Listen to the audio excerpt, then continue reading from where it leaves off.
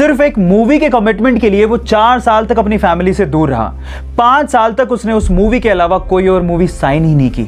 उन 5 सालों में बहुत सारी एडवर्टीजमेंट के ऑफर थे, लेकिन उसने एक भी एडवर्टीजमेंट का ऑफर एक्सेप्ट नहीं किया। हालात ये थे कि 5 सालों में वो बैंकरप्ट हो गया था। बहुत सारे एडवर्टीजमेंट वाले उसे एडवांस में पैसा देने को तैयार थे। पैसे की तंगी थी, उसके बावजूद भी उसने एक भी ऐड नहीं की और सिर्फ उस मूवी पे ध्यान दिया। फाइनली वो मूवी हिंदुस्तान के इतिहास की सबसे बड़ी ब्लॉकबस्टर साबित हुई। 2000 करोड़ का बिजनेस करके उसने सबको चौंका दिया। गलत किया देवसेना, औरत पर हाथ डालने वाले की उंगलियां नहीं काटते हैं उसका गला। Yes, I am talking about Baahubali और स्टार एक्टर का नाम है प्रभास। सो गाइज, सीखने लायक ये है, if you are committed towards anything you will be successful one day. दुनिया में ऐसे बहुत सारे लोग हैं जो किसी डिसेबिलिटी के चलते ऐसा सोचने लगते हैं कि वो जिंदगी में कुछ नहीं कर सकते। अगर आप भी उनमें से एक हैं तो चलो मैं आपको एक जिंदा दिल लड़की से मिलवाता हूं। उस लड़की का नाम है जिलुमोल, जो कि केरला के एक छोटे से गांव करीमपुर से बिलोंग करती हैं। जब ये पैदा हुई थी तो इनके हाथ ही नहीं थे। लोगों को ऐसा लगता था कि अभी जिंदगी में कुछ नहीं कर सकती, लेकिन इसके उलट उन्होंने कुछ ऐसा कर दिखाया जिससे आपके हौसले भी बुलंद हो जाएंगे। ये एशिया की पहली ऐसी लड़की है जिसके पास हाथ नहीं है और उसके बावजूद भी इसके पास ड्राइविंग लाइसेंस है। जी हाँ गाइस, और ये बहुत ही अच्छे तरीके से अपने पैरों से किसी भी कार को ड्राइव कर सकती है ना ये अमेजिंग बात। सो गाइस, इस मजबूत इरादों वाली लड़की के बारे में जान के आपको कैसा लगा, चैट सेक्शन में लिखना मत भूलिएगा।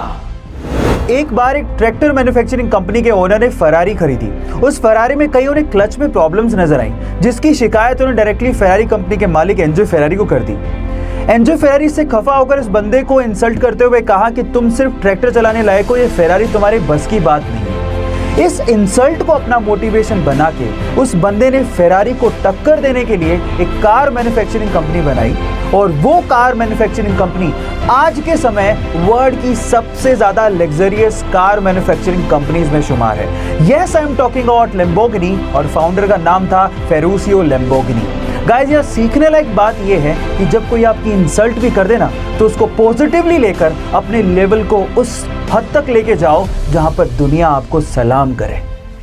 आईपीएस के फाइनल इंटरव्यू में पहुंचे एक बंदे को अंग्रेजी भाषा में थोड़ी प्रॉब्लम थी, तो इंटरव्यूअर ने उन्हें कहा कि तुम्हें अंग्रेजी नहीं आती, तुम प्रशासन कैसे चलाओगे। तो बंदा सोच में पड़ गया।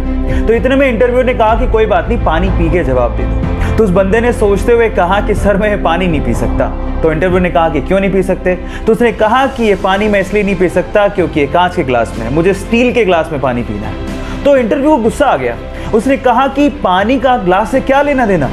तो उस बंदे ने कहा कि सर यही तो मैं कह रहा हूं, जैसे कि पानी इंपॉर्टेंट है, ग्लास नहीं, वैसे ही मेरी कार्य शक्ति इंपॉर्टेंट है, भाषा नहीं। और फाइनली इस जवाब के बदौलत उनका सिलेक्शन हो गया।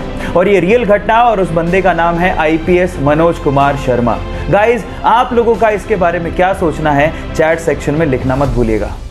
हे गाइज, एंशिएंट टाइम में यानी पुराने जमाने में हमारे इंटेलेक्चुअल्स को लगता था कि मैथ्स में एक ऐसा कोई सिंबल होना चाहिए विच रिप्रेजेंट्स नथिंग, यानी नथिंग को रिप्रेजेंट करने के लिए भी तो कोई सिंबल होना चाहिए। सो इसी को ध्यान में रखते हुए 5th सेंचुरी में एक इंडियन मैथमेटिशियन आर्यभट्ट ने जीरो को इन्वेंट किया। And let me tell you guys, zero का जो सिंबल दिया गया था वो हमारे पुराने मंदिरों, स्पेशली ग्वालियर के मंदिरों के दीवारों पे खुदा हुआ आप लोगों को दिख सकता है।